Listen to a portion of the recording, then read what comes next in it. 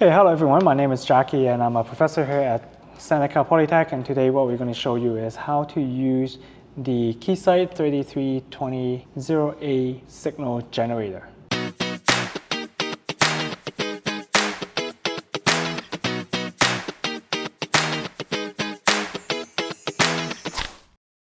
The first thing that you want to do is when you come to the lab, signal generator should be off. And what we want to do is we want to power it on.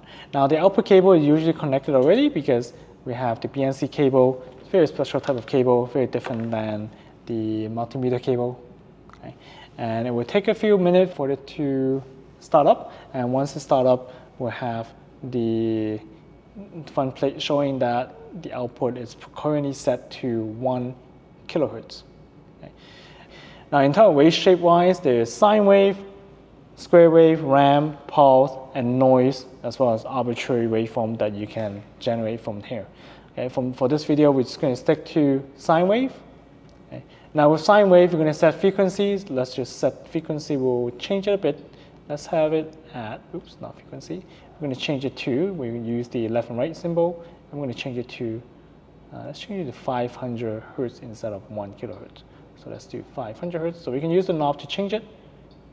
Okay, to 500 hertz, or you can actually type it in 500, and you have a whole selector to choose from, and we're going to choose 500 hertz.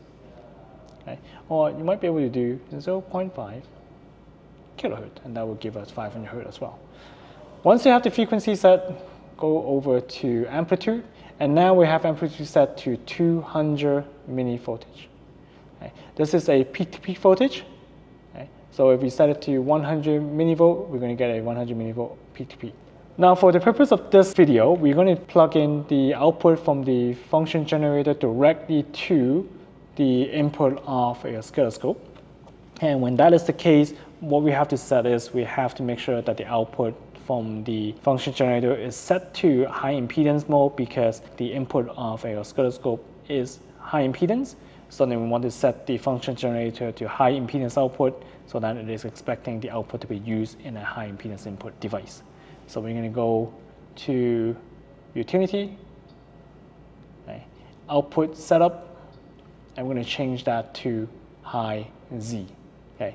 If you don't set it to high Z, it will just set a 50 ohm setting, okay, that expect the output to be around 50 ohm.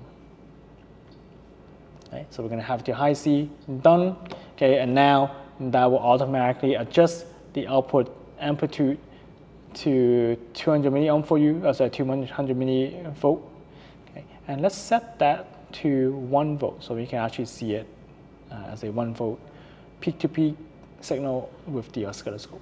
So let's change that to 1 VPP. So then now we have a 1 volt VPP signal. Okay, at this point, the output is not on yet because we have not turned on the output. Okay, so before the output turns on, we are going to connect the function generator output, which is this 2 alligator clip running from the BNC connector here, to the input of our oscilloscope, which is this 2 alligator clip. So we're going to do red to red and black to black. Okay. And now that they're connected, not touching, okay, and we can go ahead and turn on the output from the function generator. We'll turn it on, and now we're going to see a bunch of wave here. Okay. Now this is not scaled to this output, so what we can do is we can go ahead and do either auto scale. We can actually do manual scale. Okay, so now that we have auto scale set up, we can see a waveform. Okay, it is a 1 volt peak to peak waveform here at 500 hertz. Okay, because 500 hertz, each division is 500 microsecond. So now if you want to change the output from sine wave, you can also change it to a different waveform, square wave, and we can see a square wave. You can also see a ramp, okay, as well as pulse, okay, that we can actually vary the duty cycle of the pulse if you want to.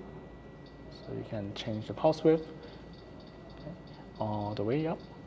Okay, and as you can see, the pulse width is changing, okay, and you can put the pulse width back down, okay, depending on what kind of waveform that you want to see. Okay. So once you're done with the signal generator, make sure you remember to turn it back off, output off. Okay. And once you're done, you can also turn off the signal generator and the oscilloscope so that nothing is on at the workbench. So let me turn it off here. Okay. So this is how you use the signal generator.